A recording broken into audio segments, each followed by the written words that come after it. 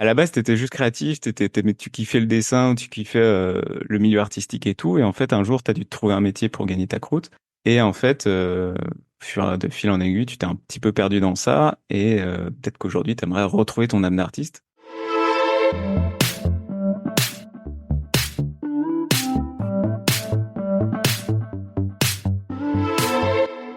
Bonjour Denis, comment ça va? Bonjour Madeleine, ça va très bien et toi? Bah écoute, ça va impec. On arrive enfin à l'enregistrer cet épisode de podcast.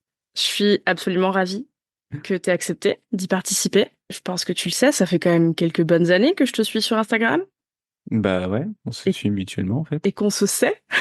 Voilà, c'est un peu ça, c'est le truc. On sait qu'on est des petits créatifs, on fait des petits trucs sur les réseaux et tout, on se suit, c'est mignon. C'est clair, Mais c'est c'est cool, clair. moi j'étais trop content de recevoir ton invitation. Bah franchement, c'est trop trop cool. Du coup, bah écoute, moi je te connais, mais potentiellement mes auditeurs et mes auditrices ne te connaissent pas. Du coup, est-ce que tu veux bien te présenter? Avec plaisir, petite présentation s'impose. Donc je m'appelle Denis Verdier, j'officie sur les réseaux au nom de Denis Verdier. Mais ça n'a pas été tout le temps le cas, puisqu'en fait, moi ça fait une dizaine d'années que je suis graphiste, à peu près 10 ans, ouais, 10 ans, 10, 11 ans je crois. Et en fait, j'ai commencé à partager un petit peu des trucs sur le graphisme sur les réseaux en 2018. Et au début, je m'étais dit, ok, j'aimerais juste, je suis passionné de graphisme et j'aimerais juste partager des trucs sur le graphisme. Et donc, j'ai créé une chaîne YouTube en parlant de graphisme, tout simplement. Et mais au début, je m'étais nommé graphisme.app. En gros, je m'étais dit, bon, ça fera un truc assez générique. Mais oui, c'est vrai, je me souviens de ce Et comme pseudo. ça, les gens me trouveront en tapant graphisme dans YouTube, quoi. Et puis, de fil en aiguille, après, j'ai commencé à trouver un petit peu plus ma voix. Et du coup, je me suis posé la fameuse question, doit-on s'appeler par un nom commercial ou par un nom propre? Je me suis renommé de Verdier sur les réseaux. Et en gros, j'ai beaucoup parlé de graphisme. Au début, je faisais aussi des tutos. J'ai beaucoup fait de tutos. Puis après, je me suis rendu compte que c'était moins ce que je voulais faire. Donc, je parlais un peu du métier ou aussi de la création, faire un peu de création, etc. Et ces dernières années, je me suis un peu plus retrouvé dans parce que j'avais beaucoup partagé la quête du style. Ouais. J'ai repris les crayons, j'ai repris le dessin et j'explore plus ma voie artistique maintenant. Donc, je parle presque un peu plus d'art que de graphisme sur les réseaux depuis ces dernières années-là. Et voilà à peu près d'où je viens. Et c'est d'ailleurs trop cool ce cheminement que tu as fait. Ouais, Parce que du coup, j'ai l'impression de l'avoir vu en direct un peu. ouais, Vu que moi, je me souviens, je te suivais quand c'était graphisme app ouais. et que tu faisais des trucs sur Instagram, etc., etc. Je me souviens de la boulangerie graphique aussi, Oui, exact. Ouais, il y le a plein de podcast. sous-anecdotes sur Ouais. sur tout ça. Et c'est vrai que c'est plus affirmé. Complètement. On sent que tu t'es trouvé. C'est exactement ça.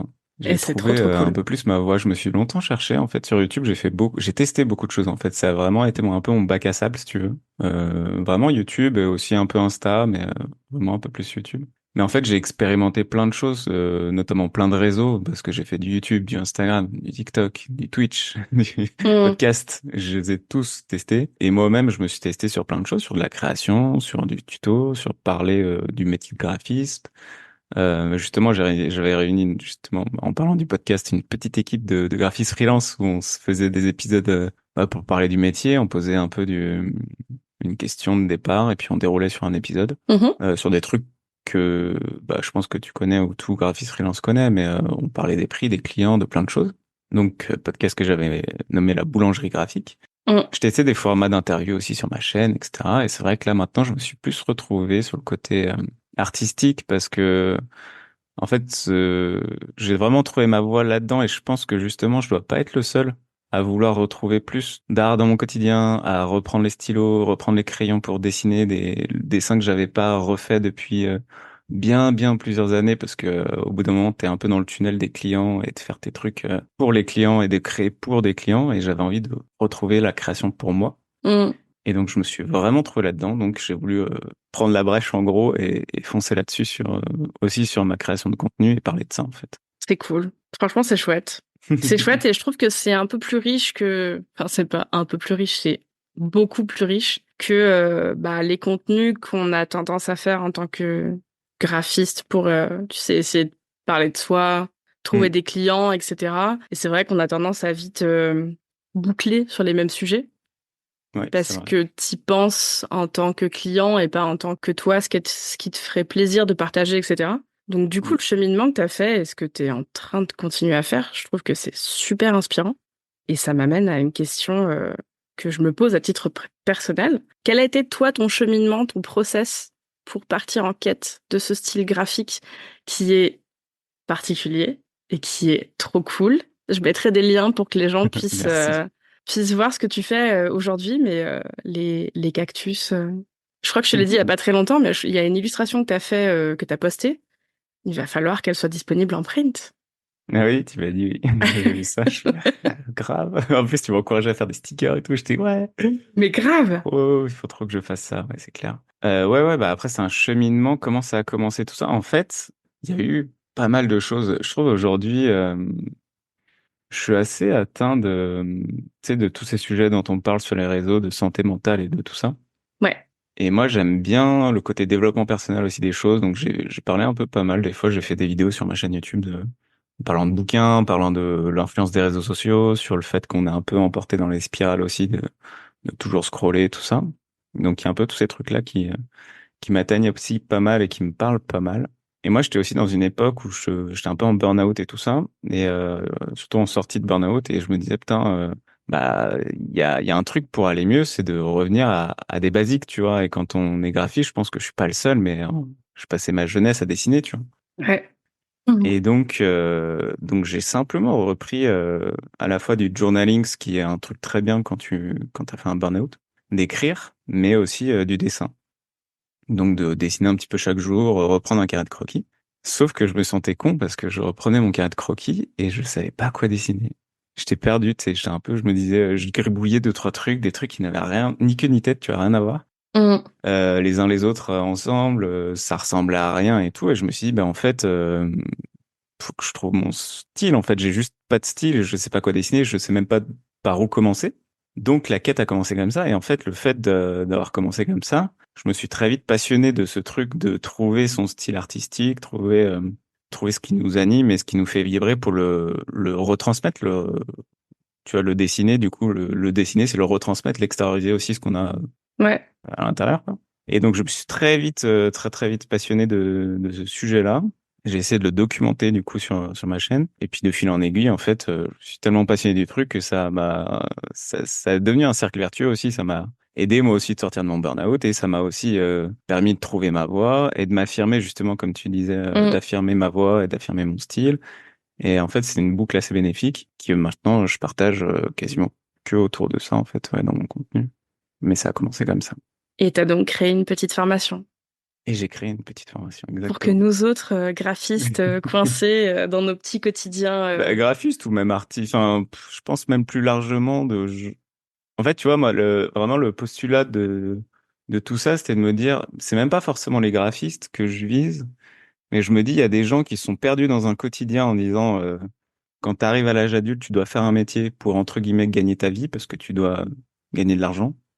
Et oui, Que payer des t'étais juste factures. créatif, voilà, et tu dois payer des factures. À la base, t'étais juste créatif, tu kiffais le dessin, ou tu kiffais le milieu artistique et tout, et en fait, un jour, t'as dû te trouver un métier pour gagner ta croûte, et en fait, de fil en aiguille, tu t'es un petit peu perdu dans ça, et peut-être qu'aujourd'hui, t'aimerais retrouver ton âme d'artiste, Mhm. exactement le chemin que moi j'ai fait finalement. Et du coup, j'ai fait une formation sur ça pour aider ces gens-là et qu'il y ait en fait, toutes les ressources que moi j'ai trouvées en gros, j'ai trouvé un peu partout. Donc je Mhm. me suis fait aussi, et ben j'ai tout regroupé pour en faire un truc que je trouve assez chouette à délivrer aux gens, qui puissent avancer aussi sur leur chemin à eux, tu Et je confirme que c'est bien fait puisque cette formation, moi, je l'ai prise. vois. Alors t'en es où? Qu'est-ce que tu as fait? J'ai mon petit carnet qui est à côté là. Ouais. J'ai tout posé à plat. J'ai recherché mes obsessions et au final, je crois qu'elles n'étaient pas tellement dures à trouver. Ouais, mais c'est ça le pire, c'est que c'est évident les obsessions et en fait on passe à côté si on les pose pas. Mais clairement, et tu sais que le dernier truc qui m'est venu, c'est pourtant un truc que j'adore, les yeux. Ah ouais. Enfin, j'aime Bah bien. ouais, j'en vois un là, un troisième Oui, oui, sur toi. j'ai un œil tatoué. Mais tu sais, j'aime bien les sculpter, j'aime bien les dessiner et tout. C'est le premier truc que je dessine, c'est quand je griffonne n'importe quoi. Hmm. Et pourtant, c'est le dernier truc que j'ai écrit. Ouais, c'est Je me marrant. suis dit, mais c'est obvious en fait. Mais en plus, j'adore. C'est parce que celui-là, je l'ai vraiment partagé aussi au-delà. Évidemment qu'il est dans la formation, mais je l'ai partagé sur les réseaux et sur les TikTok et tout. D'ailleurs, c'est un TikTok qui a très très bien marché, Mm. qui m'a moi-même surpris. Je suis arrivé sur TikTok, j'ai publié cette vidéo, je fais waouh, attends, qu'est-ce qui se passe? J'ai rien compris. Mais ouais, le truc des obsessions, je trouve ça trop intéressant parce que tu trouves tes obsessions, par exemple même tes obsessions actuelles, et peut-être que là, dans quelques mois, bah elles vont évoluer. Il y a des trucs que tu vas dire ah non, c'était pas finalement bah, un peu moins, puis d'autres trucs que tu vas rajouter à ta liste, et en fait ta liste elle va aussi évoluer, grandir, et que tu vas être obsédé par de nouvelles choses et passionné par d'autres, etc. Et c'est tout ce petit monde qui bouge et que toi t'essayes après de donner vie dans tes dessins, dans des croquis, dans des machins aussi. Mm. J'adore cet exercice. Et ça demande en même temps d'être pas humble, mais on va dire sympa avec soi-même, parce que c'est vrai que enfin, moi je vois les premiers trucs que je fais là, franchement, ils sont tout pourris. Et tu sais, je me force à ne pas arracher les pages du carnet. Ah ouais? Ouais, Ouais, mais c'est vachement bien de voir où tu viens aussi, d'où tu viens. ouais. Je trouve ça trop bien. Et c'est aussi pour ça, je me dis, allez, vas-y, fais-le parce que faut le faire. En même temps, j'ai un syndrome post-traumatique des arts appliqués avec les carnets de croquis. Ouais. Je sais pas si t'as fait les arts Quel est ce appliqués, toi. syndrome? Non, non. Moi, je fais une petite école d'art, mais qui était pas une mana, mais c'était une sorte d'équivalence. Ouais. C'était un truc très spécial que j'ai fait sur 3 ans en mi-temps. Du coup, mais je touche à plein de choses. Après, vas-y, raconte-moi ce traumatisme des arts appliqués. Moi, j'ai fait les arts appliqués bah, Une mana, du coup, ou... Non, au lycée. Ah, Moi, au j'ai lycée, fait ok. les arts appliqués, genre le vieux truc, tu vois, enfin vraiment le premier machin artistique au bahut, quoi. Et c'était quand même assez hardcore. Et je me souviens que le carnet de croquis, il fallait le donner au prof le vendredi. Dans le Ah week-end, les ouais. profs, ils regardaient ce que tu avais fait. Et ils arrivaient à savoir si les croquis, tu les avais fait genre vraiment sur l'instant, ou si tu avais vite fait le jeudi soir rempli un carnet de croquis, tu sais, Hmm. avec des trucs pourris.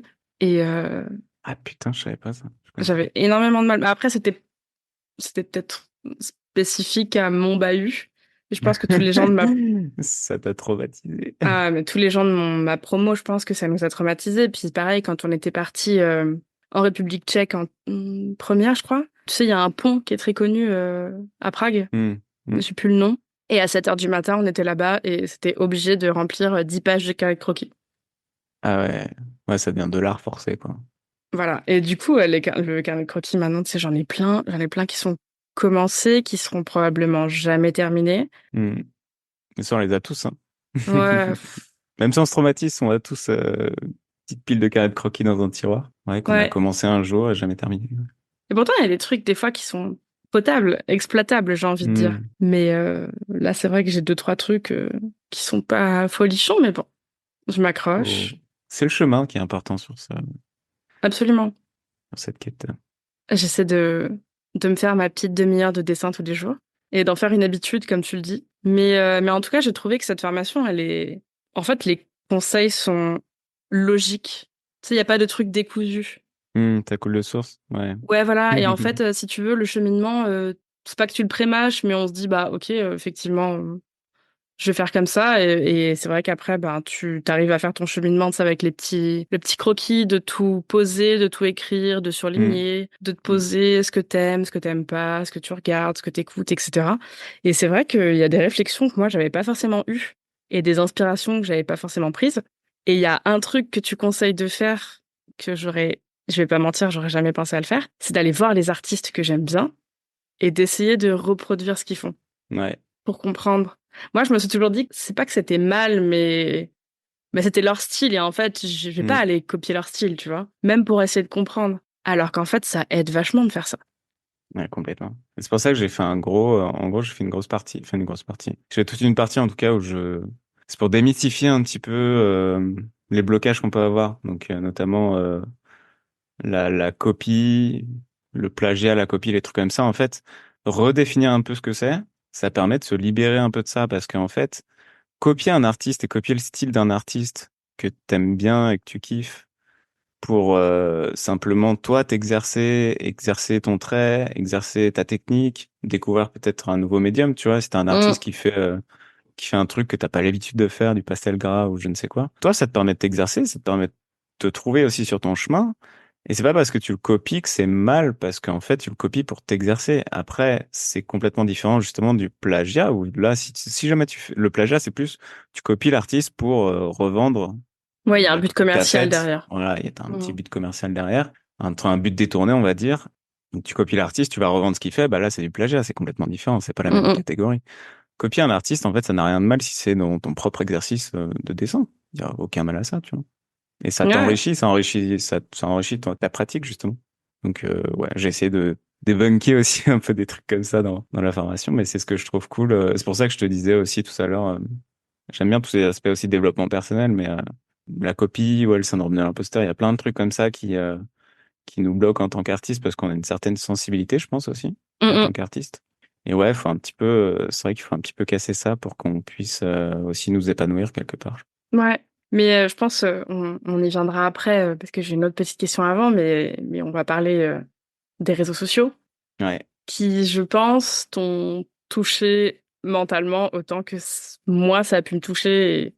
Enfin moi ça m'a mené au burn-out, mais ça on en parlera après, je pense. Ça, c'est à cause des réseaux? Ouais. Bah en fait on Ok. peut en parler maintenant si tu veux. Vas-y, Mais ouais, lance. c'était en 2021. Alors j'ai fini par mettre des mots là-dessus et puis je l'avoue sans honte, vraiment, tu sais, c'était la course aux chiffres, à voir Hmm. que d'autres graphistes y arrivaient, que bah moi, ça faisait quand même quelques années que j'étais dans le métier et au final, j'arrivais pas à atteindre les mêmes résultats. C'est que ce soit financier ou n'importe quoi. Et puis, comme j'évolue beaucoup dans la sphère des entrepreneurs, genre infopreneurs, etc., parce que ça fait partie de ma clientèle, tu sais, je me suis un petit peu fait polluer par tous les pseudo-conseils qu'on te donne pour gérer ton entreprise, que tu dois faire ça sur les Hmm. réseaux, etc. Et concrètement, je me suis mis la rate au courbouillon. Ouais, trop de conseils, trop de tout, quoi.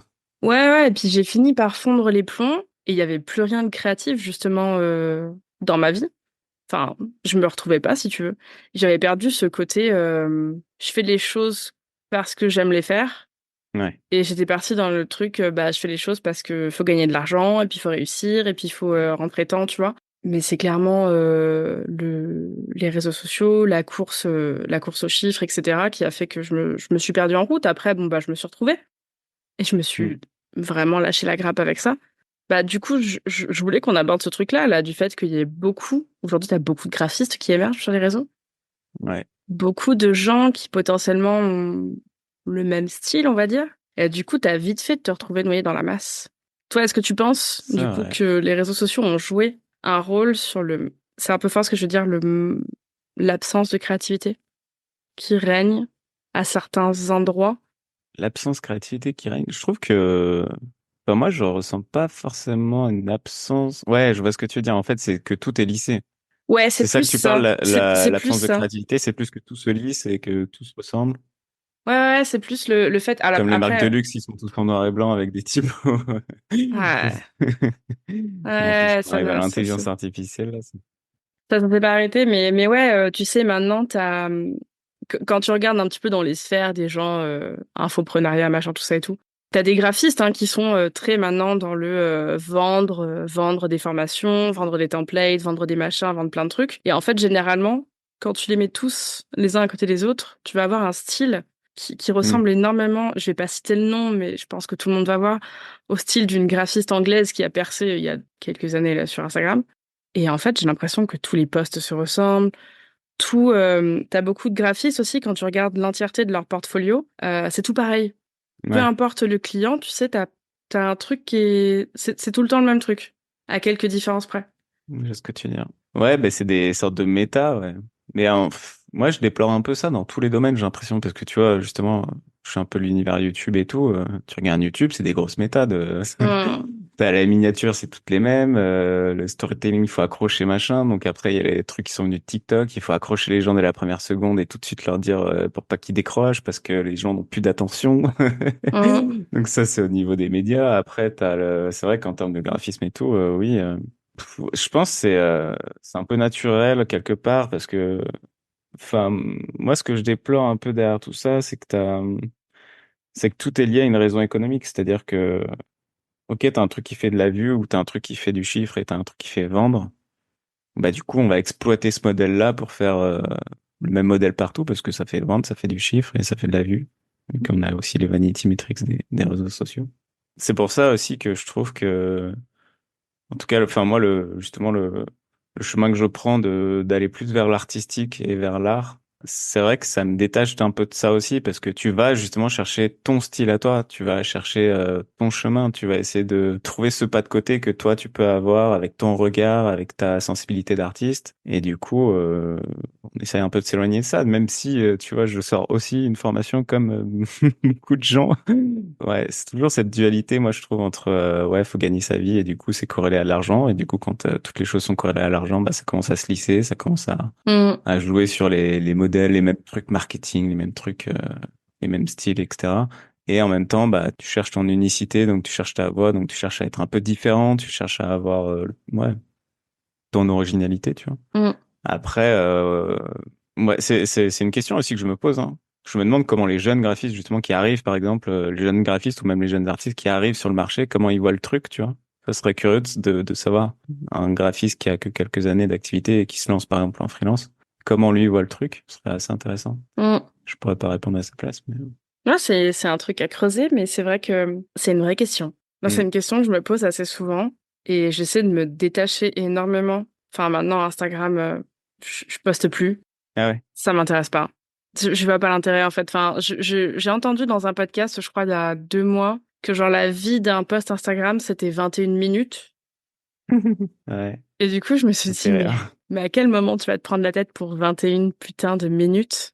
Mais c'est exactement pour ça que je me suis refocalisé sur les vidéos YouTube, parce que je trouve que dans tout ce panorama des réseaux sociaux là, Mm, bah en fait YouTube c'est le seul qui va avoir des contenus qui restent dans le temps, tu vois. Moi j'ai encore des clairement. vidéos qui d'il y a quelques années qui sont encore regardées aujourd'hui. Mm, Tu postes un TikTok ou un réel Insta ou c'est part dans le feed direct, c'est oublié le lendemain mais clairement. et le lendemain tu dois te remettre à la tâche, redéfinir un truc, reposter. Tu fais oh putain. Ouais, puis tu sais, il faut, enfin, si tu veux être un petit peu vu, il faut pas t'arrêter de poster parce que sinon, soi-disant, que les algos te font passer à la Ouais, trappe ou c'est te ça. font pas remonter. Mais même, tu vois, je me suis rendu compte dans ma consommation des réseaux sociaux, maintenant, quand je fais des pauses, là, tu vois, je m'en suis rendu compte pas plus tard qu'aujourd'hui. Quand je m'arrête de bosser parce que je veux faire une pause, je vais plus sur Instagram, je vais sur Hmm. YouTube. Ouais. Je me mets une petite vidéo genre inspirante ou un truc comme ça, genre ça peut être les studios vlogs, j'aime énormément. Oui, c'est vrai qu'il y en a beaucoup. Je trouve que c'est, tu sais, ça te met dans un petit mood un peu plus créatif, tu te sens un peu plus, Hmm. tu te sens un peu plus élevé après, et puis même, enfin, j'écoute des gens parler, c'est des podcasts, des trucs comme ça et tout. Et Instagram, j'avoue que il y a l'expression anglaise, le doom scrolling, Ouais, ça c'est et en terrible. fait, c'est exactement ça. Ouais. Je crois que même les contenus que je regarde sur Instagram me plaisent plus. J'adore regarder les artistes, les illustrations et tout, mais c'est tout. Moi, j'avoue que j'ai une utilisation assez, enfin Instagram surtout, je suis toujours attiré par. En fait, quand tu comprends que par exemple, tu scrolles dans les réels et que si tu tombes sur un artiste, tu regardes le réel jusqu'au bout. Mm, Mais si tu tombes sur une connerie, tu le slides vite, vite, vite. Et ben au bout d'un moment, il va te proposer vraiment que des artistes. C'est ouais. vraiment génial, tu vois. Mais à un moment donné, t'as des potes qui t'envoient des conneries, là, qui t'envoient des réels par message privé que tu Mm, vas voir parce que c'était une bonne blague et on s'est bien marré. Et ça revient dans ton fil et tout, et c'est un super. ouais. Ouais, du coup, c'est un peu, je t'aime moi non plus les réseaux sociaux quand même. Mais c'est vrai que des fois, je trouve que aussi faire une pause, comme tu dis, eh ben, peut-être t'as plus d'idées originales aussi, et tu vas moins chercher à faire justement, comme tu disais tout à l'heure, à faire un peu comme les autres aussi, je trouve. Ouais. Je trouve ça assez marrant d'expérimenter ça aussi. Ouais. C'est particulier les réseaux sociaux quand même, de nos jours. Ouais, c'est particulier.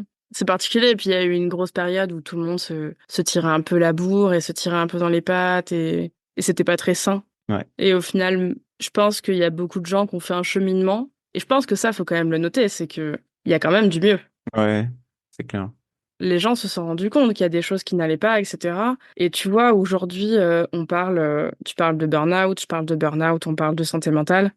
Je crois qu'il y a quelques années, on n'aurait pas forcément osé en parler parce que c'était pas vu comme un aveu de faiblesse, mais tu sais, c'était pas ouf de dire, ben, j'ai fondu les Hmm. plombs. Ouais, Alors qu'aujourd'hui, bon, bah, voilà, t'as fondu les plombs. Lui à ouais, mais côté, les il a temps fondu changent, les hein. plombs. Heureusement d'ailleurs. Ouais. Après, tu vois, ce que j'aime bien par contre sur Instagram, tu vois, j'avais fait une interview notamment de Francis, qui est un typographe. Ouais, que j'ai diffusé sur YouTube et tout. Et en fait, quand tu regardes son compte Insta, tu peux remonter au tout début de comment il a commencé, quand il a commencé la typographie. Ce que je trouve incroyable. Parce que du Ouais. coup, tu peux voir toute l'évolution de son travail. Et du coup, c'est vrai que moi, maintenant, j'utilise Insta vraiment comme un bac à sable aussi, par rapport à ce que je publie. Bah, je vais publier des trucs que je fais, mais qui sont pas, c'est pas grave si c'est pas fini, en fait. Si c'est pas Mm. shiny, si c'est pas tout propre, tout beau. Et justement, des fois, je pense qu'il faut se libérer de ça aussi. En tout cas, moi, c'est ce que je fais. Tu vois, je m'en suis servi beaucoup. Bah, là, en 2023, j'ai fait deux challenges. Le 36 Day of Type, donc créer un caractère de typo pendant 36 jours. La typo Et cactus. voilà, la cactus font. Et puis le Inktober que j'ai commencé mais pas fini, enfin que j'ai fait la moitié, quoi. Et en fait, ouais, tu publies, mais sans te préoccuper de la beauté de ce que tu fais ou de la propreté de ton truc, etc. Tu publies pour publier, pour exercer aussi ton truc créatif. Et je trouve ça trop bien après d'aller voir ton Insta, tout ce que tu as pu faire, etc. Mm, mm.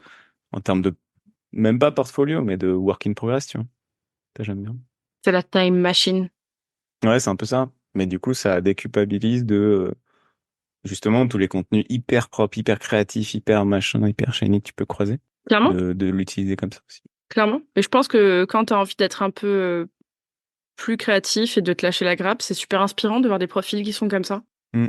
Parce que du coup, bah, tu vois le cheminement et tu peux te dire, bah, moi aussi, je peux faire ce cheminement-là et y arriver un jour. Ouais, c'est ça. Donc ça, c'est cool. Ouais, j'aime bien cette utilisation. C'est super chouette. Et alors, du coup, tout à l'heure, on a parlé du syndrome de l'imposteur. Le fameux. Et toi, tu fais comment pour passer outre, justement? Et cette question, elle est d'autant plus importante que tu es sur YouTube. Et comment tu fais pour pas te sentir dépassé par d'autres créateurs de contenu ou pour pas te dire, bah là, cette vidéo, elle est pas ouf ou... Je pense que enfin, moi, dans mon cas, en tout cas, c'est un positionnement que j'ai choisi, je pense, qui me fait dépasser ça. Je pense qu'il y a plein de choses qui rentrent en compte, hein. Évidemment que je pense qu'il y a des périodes où je le ressens plus que d'autres. En ce moment, ça va, tu vois. Mais, en fait, je trouve le côté d'être parti d'un moment d'avoir shifté en gros ma ligne édito sur les réseaux et de dire que là où tu vois j'ai commencé en faisant des tutos et là dernièrement bah j'ai complètement changé ma ligne édito pour partir sur une sorte de work in progress pour devenir artiste en gros. Mm, Euh, Bah en fait ça change le but de base, c'est-à-dire que de base tu fais des tutos, tu commences à te positionner un peu plus comme un expert, tu vois. ouais, Quand tu as la position d'expert, tu as un peu une position délicate où bah il faut que tu sois à jour, il faut que pas trop que tu dises de conneries. Et du coup, le syndrome de l'imposteur est beaucoup plus impactant, tu vois. ouais. Alors que quand tu te poses là en juste je veux devenir artiste et je vais poster mon travail. Il est pas parfait, mais il est ce qu'il est, c'est le chemin. T'es plus dans l'apprentissage, du coup. Voilà, je suis plus dans l'apprentissage, c'est le chemin qui prévaut sur le reste, et du coup, bah en fait, t'as beaucoup moins de pression sur les épaules, de justement de ce côté imposteur, parce qu'en fait, t'es là. Je pense qu'il faut être honnête avec son audience pour pas le sentir, tu vois. Ouais, Quand t'es full honnête et que t'es transparent, ça passe. en toute vulnérabilité aussi, parce que je trouve enfin moi, tu vois, les créateurs que j'aime le plus aussi, c'est ceux qui partagent de la vulnérabilité aussi sur les réseaux. Je trouve Ouais. ça important. Et ben justement, t'as moins ce sentiment de syndrome de l'imposteur, je trouve. Et notamment, tu vois, là, ce que je te disais, notamment sur le truc, ma façon d'utiliser Insta, où je publie des trucs qui sont pas parfaits, mais juste je publie ce que je fais. Work in progress, encore une fois. Ça déculpabilise aussi parce que ça, je l'avais lu de l'écrivain Seth Godin, qui disait, tu vois, lui, il écrivait en gros un article de blog chaque jour. Il a écrit Mm. un article de blog chaque jour pendant des années. Et il disait, en fait, si tu bosses, admettons, t'es artiste et tu bosses sur une œuvre, ou t'es écrivain, tu bosses sur un bouquin, un livre, et que tu sors ta masterpiece une fois dans l'année, tu vas t'attendre à ce que ce truc-là, ça sorte, ça fasse du bruit, que les gens aiment, etc. Mais en fait, si tu sors tous les jours un truc, Mm. comme si toi, tu fais tes dessins toutes les 30 minutes, tous les jours. Si tous les jours tu sors quelque chose, en fait, toi, t'es déjà sur le dessin de demain, sur qu'est-ce que tu vas faire demain. Et en fait, ce que tu as sorti aujourd'hui ou ce que tu as sorti hier, en fait, c'est déjà passé, c'est déjà derrière toi parce que tu as déjà sorti une nouvelle chose, une nouvelle Mhm. création. Tu as déjà créé quelque chose de nouveau. Et du coup, tu t'attaches moins à ce que tu as sorti, du coup, les jours passés ou chaque jour. Tu t'y attaches beaucoup moins et tu le délivres, tu te dis, bah, Maintenant, ça m'appartient plus, ça appartient aux gens, tu vois. Et Mm. du coup, t'es beaucoup moins attaché à ce que t'as sorti. Et du coup, je trouve que t'as moins ce syndrome de l'imposteur, moins de pression sur tes épaules, moins tout ça, tu vois. Ah, c'est une chouette manière de voir les choses. Ouais. Après, je pense qu'il y a le revers de la médaille où c'est comme si tu vois, ce qu'on te montre sur les réseaux, où, ah ouais, je sors un réel par jour et j'ai mon compte qui grossit, machin et tout. Faut pas tomber dans le trop non plus et pas se cramer les Ouais. ailes, tu vois. Faut pas une création par jour et que tu vas vouloir que cette création soit une bonne création et que tu te mets la pression pour être au rendez-vous tous les jours et qu'à un moment ça te brûle les ailes parce que c'est Mm. le rythme est trop dur à gérer. Je pense qu'il faut trouver son rythme aussi, sortir les choses à peu près régulièrement pour bah s'en détacher aussi, tu vois. Parce que toi, t'es déjà sur une nouvelle création que tu vas sortir dans quelques jours et que etc etc. Mm. Il y a un juste milieu à trouver dans cette histoire. Ah, c'est intéressant.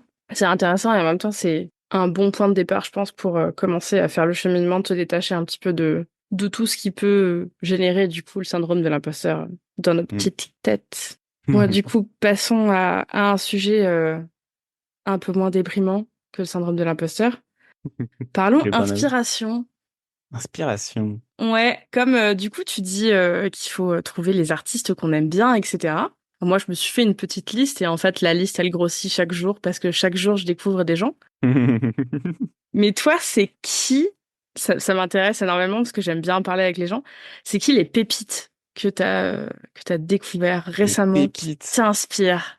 Ah, c'est vrai que j'en découvre aussi c'est régulièrement, mais je trouve que c'est quelque chose qui change assez, ouais, dans le temps. Mais il y en a certains qui restent aussi. Ouais, Tu vois, moi, il y a un gars que j'adore et j'adore. En plus, là où il est allé maintenant, c'est Supakic, si tu le connais. Je sais pas si tu connais. je suis pas sûre. C'est vraiment un gars que c'est un artiste avec sa femme. Sa femme aussi est artiste et ils font chacun leur truc assez différent. Mais moi, je l'ai vraiment découvert sur YouTube, tu vois, je crois 2006, un truc comme ça. Enfin, un truc très vieux, 10-15 ans, quoi. Et il faisait une création murale, un gros dessin en mode tag aussi, etc. Et maintenant, il a complètement shifté il fait des ondulations d'eau, en gros. Il fait des dessins Ouais. d'ondulations d'eau et il a réussi à le matérialiser. Et il en fait des tableaux avec de la résine. Et du coup, tu as vraiment un relief en résine Il y a un reel de d'ondulation lui d'eau. qui tourne en ce moment, non? Je sais pas. Il y a des reliefs et avec une bombe de peinture rose. Ah non, c'est pas ça. Ouais, je vois C'est pas ce que je lui? veux dire, mais non, c'est pas lui. Ok. Non, bah, vous irez voir en tout cas pour les auditeurs et pour toi, tu iras voir Supakic chez Supea Kitch-bas. Ouais. Donc j'aime beaucoup ce qu'il fait. Il travaille un peu bah moi c'est tu vois l'eau est une de mes obsessions aussi que j'aime bien. Ouais. Et il travaille un peu l'ondulation de l'eau, etc. qu'on peut retrouver à la surface de l'eau. Et il fait aussi des jeux de lumière avec l'ombre des arbres notamment, qu'il arrive à Mhm. retranscrire sur une toile. Je trouve ça magnifique. Tu vois, c'est un artiste que je suis depuis longue date, que je suis toujours et que j'aime beaucoup son travail. Et d'autres artistes beaucoup plus récents, bah, j'aime bien, tu vois, il y a Mark Conlan qui m'a donné un peu aussi le goût du bleu. Mhm. Donc, M-A-R-K, je crois. Ouais. C-O-N-L-A-N. Mark Conlan, qui fait des dessins et qui utilise beaucoup le bleu électrique comme j'aime bien maintenant. Ouais. Oui, c'est vrai que tu mets beaucoup de bleu. Donc j'aime beaucoup son style, ses créations. Mais tu vois, moi dans ce que tu dis là, de trouver ses artistes aussi, moi j'ai trouvé un peu tous mes petits artistes et puis j'ai sauvegardé vraiment les images que je préfère chez eux Ouais. pour les mettre un peu comme sur un mood board, tu vois, et me faire mon propre mood board des artistes que j'aime bien et je trouve ça trop bien parce que tu vas prendre vraiment le nectar de ce que toi t'aimes chez cet artiste-là pour t'en inspirer et mélanger un peu tous tes artistes que t'aimes bien pour te faire aussi ta propre perception de ça. Et je peux t'en donner une dernière que moi j'adore son univers et ses palettes de couleurs et tout. C'est Mia Panza, Miapensa, qui est une artiste australienne qui est très jeune, en plus elle a 20 ans je crois, et qui fait des tableaux hyper colorés avec des tigres, des léopards dans des feuilles de bananier, etc. Et c'est magnifique, je trouve, ce qu'elle fait. Bah, j'irai voir. Donc ça, c'est des artistes qui m'ont beaucoup inspiré dernièrement, ouais.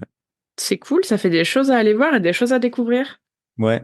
Parce que c'est vrai que la force d'Instagram, quelque part, c'est que des fois, tu tombes sur des artistes qui sont pas forcément connus, qui sont pas de ton pays, qui sont pas de vers chez toi, Ouais. et qui sont hyper inspirants. C'est un art de l'autre bout du monde qui te touche aussi. Ça reste une des forces des réseaux sociaux quand même. On va pas se le cacher. Ouais, clairement. Et puis c'est, comme tu le dis, ces petits artistes, il y a des petites choses propres à leur culture qui Mm. sont insufflées dans leur art. Et je trouve que c'est vraiment génial parce que tu peux découvrir beaucoup de choses par justement leur art, que ce soit engagé, que ce soit pas engagé, etc. Et c'est trop top. Ouais. Donc ça c'est vraiment, c'est une des forces des réseaux sociaux, l'accès à la culture qu'on n'avait pas forcément quand les ordinateurs sont arrivés et qu'il n'y avait pas les réseaux sociaux. Clair. Donc c'est cool de voir des choses ailleurs que dans des bouquins. C'est vrai. Mais après, c'est bien aussi de revenir aux bouquins, hein, parce qu'il y a plein de bouquins géniaux. Oui, et tu as fait une excellente vidéo d'ailleurs sur. C'est toi qui as fait. Non, c'est pas. Excuse-moi, Pas c'est moi. pas toi. Je sais pas, j'ai déjà fait des vidéos sur des livres, donc Non, j'attendais de la savoir ce dernière, que tu allais me la dire. dernière que j'ai regardée, c'est la vidéo d'Antoine. Ah, je l'ai pas vu, cette vidéo. Sur les livres de designer. Oui, et d'ailleurs, il y a un livre que j'ai repéré forcément et qu'il va falloir que j'achète. Aïe, aïe, aïe, aïe, Oui, ça devient un enfer les livres, mais aïe. pour le porte-monnaie, pour la place, etc. Mais en même temps, c'est trop beau. Enfin, je trouve que moi, c'est quelque chose que je trouve super inspirant. Les bouquins, ouais. Tu sais, quand t'as pas d'inspiration, tu sais pas trop, t'ouvres juste un livre, deux, trois trucs qui t'inspirent un peu, et puis en fait, ça te remet les idées en place, et puis ça te renourrit l'âme, en fait, et tu t'arrives à ressortir des trucs. Ouais, c'est clair. Et ça, c'est très, très cool. J'essayais de regarder si j'avais pas une recommandation un peu plus graphisme, mais c'est vrai que j'ai moins de graphistes qui me tapent dans l'œil dernièrement. Moi, j'avoue que je suis surtout inspirée par des illustrateurs. Ouais. En termes de graphisme, je trouve pas tellement mon compte. Du moins, il n'y a rien qui sort vraiment du lot. Et puis, comme on est dans une grande ère de l'intelligence artificielle, Ouais. tu sais plus Je te comprends. ce qui a été généré, ce qui n'a pas été généré.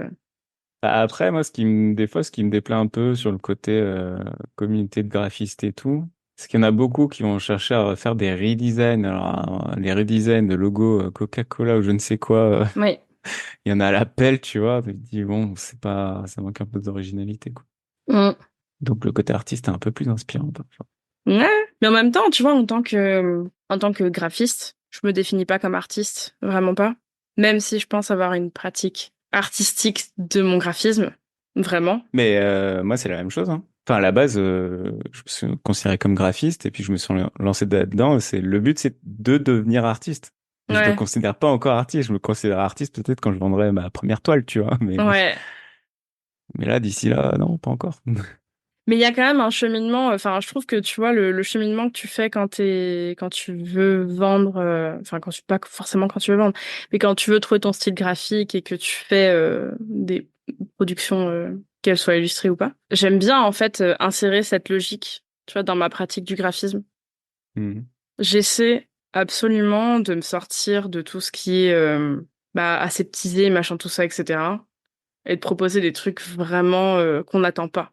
Enfin, je veux jamais faire un truc du genre, je veux pas qu'on vienne me voir parce que je suis graphiste et parce que forcément, du coup, je dois savoir faire ça, etc.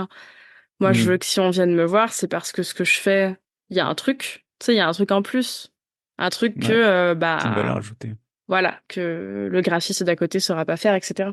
Mais c'est un cheminement, c'est des questions, c'est encore un Ouais. voyage. Ouais, mais j'aime bien faire des ponts entre les univers aussi, hein. Je crois qu'il y a beaucoup bah, c'est un peu ça la créativité aussi, mais tu vois, je suis des fois des trucs, il y a des trucs de poterie ou d'architecture et qui sont assez enrichissants aussi dans nos milieux. Absolument. Donc c'est vrai qu'entre l'art, l'illustration, l'architecture, la poterie, tout ce qui est créatif finalement, ça nourrit aussi ton côté graphiste. Mm, c'est clair. Eh ben, écoute, je pense qu'on va clore cette interview, Ouais. mais j'ai une question pour Denis l'artiste, Dernier artiste, le futur parce artiste. que je suis sûre qu'en tant qu'artiste, et je te le souhaite, tu as peut-être envie de travailler avec des marques. Je pense à plein de trucs, et dans ton cas, je pense surtout à des marques de surf et de skate. C'est vrai. Oui. J'avoue, Je- je viens un peu de cet univers-là, surf and skate. Ça, ça, Donc ça c'est vrai se que ça me ressent, touche hein. pas mal. Ça se Ouais, ressent vraiment. Dans le trait de tes dessins, etc. Enfin, tu sais, je vois des trucs genre Billabong, Quicksilver, Vans, ouais, je vois. etc. Ouais, Et c'est du clair. coup, ma question, c'est si un jour tu pouvais faire une collab avec une marque, avec une entreprise, avec n'importe qui viendrait te chercher, qui te dirait vous, Denis Verdier, on adore votre travail et on voudrait travailler avec vous. Ce serait qui ta collab de Ça, c'est rêve? marrant. Je vais peut-être te surprendre, mais justement, parce que plus j'ai l'impression que plus ça va, et tu sais, il y a tout ce côté, justement, tout ce côté commercial en fait, et aussi le côté gagner de l'argent et tout ça que enfin, l'idéal et le rêve pour moi serait de gagner de l'argent via mon art, tu vois. Mhm. Et du coup, je suis moins tenté de collaborer, par exemple, avec des marques, que mon art soit représenté par une marque et qu'il y ait toujours ce côté publicitaire, parce que les marques se positionnent toujours pour, en gros, gagner de l'argent sur faire leur pub, en gros, sur le dos des autres, quoi. Donc, je serais plus ravi, tu vois, mon rêve serait, je sais pas, de faire une collab avec un autre artiste, justement, comme JR, par exemple, qui fait qui est un grand artiste et un photographe et qui fait des reproductions de ses photographies, et qui est assez engagé pour essayer de sensibiliser aussi. Mhm. J'adorerais, tu vois. Ce serait un rêve aussi parce que ce serait beaucoup plus impactant que même une marque aussi grosse que Nike ou je sais pas, je suis pas sûr d'y aller non plus, tu vois. C'est vrai. Parce que après, ce serait vendre sa peau aussi, tu vois, quelque part. Après, Oh. c'est le côté éthique qui, Ouais. mais après, tu sais, on sait pas, c'est vrai que c'est une vraie question philosophique finalement. Ouais. Quelle serait notre réaction si tu as une grosse marque de tes rêves, admettons, oui, un Billabong ou Quicksilver qui te tend un chèque de 100 000 balles parce que Mm. parce que ils veulent que tu leur dessines un truc qui sera sur sous leurs produits. Je sais Mais pas. est-ce que, outre l'aspect financier, tu sais, il y a le côté on te voit toi. Tu sais, Ouais. on voit ton taf parce que je suppose que c'est pas le PDG de Vans qui vient, tu vois. Hmm. Il doit bien y avoir des gens qui font de la veille et qui regardent et qui se disent ah ouais, lui, il fait des trucs genre vraiment, ça serait trop cool. Ouais. J'avoue que Van, c'est trop stylé. J'aime bien cette marque. Mais ouais, j'aimerais trop collaborer genre, ouais, avec un JR ou un artiste comme ça, ou même sous package, hein, ce serait génial, tu vois. Ouais, donc plus une collab inter-artiste. Ouais, inter-artiste, ouais, carrément. Bon, ça serait classe. Ouais, j'aimerais, ce serait Bah cool, écoute, hein. je te le souhaite.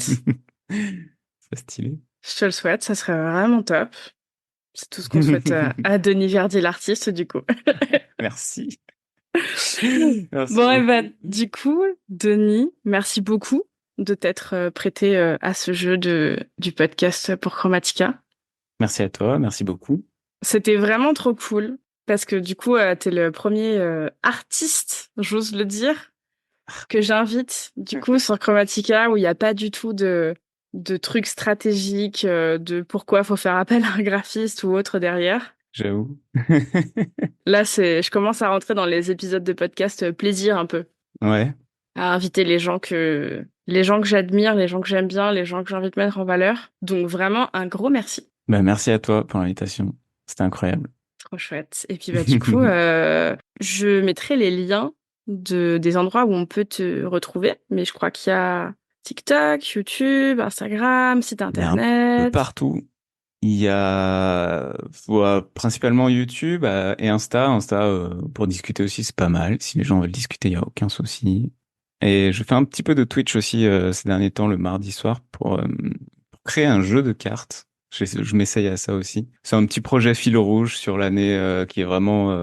je prends le temps que un mardi, chaque mardi soir en gros, donc 2 heures par semaine pour créer un petit jeu de cartes et faire ça ensemble avec les gens sur Twitch. Donc Trop voilà, cool. si vous voulez venir. Et puis ouais, sur mon site internet et tout ça, quoi. Et puis surtout, je Voilà, mettrai le lien de cette petite formation la petite formation qui est également. super Merci. abordable et qui est trop cool. Merci pour ce retour. C'est chouette. Bah, je te montrerai peut-être un jour ce qu'est un croquis. Et Ah peut-être ouais, que qui sait, grave. un jour, je ferai des Je veux illustrations. voir. Ouais. Bah, en Vas-y. tout cas, Denis, encore merci. Et puis, bah, écoute, je te dis à bientôt. Ouais, à bientôt. Merci beaucoup.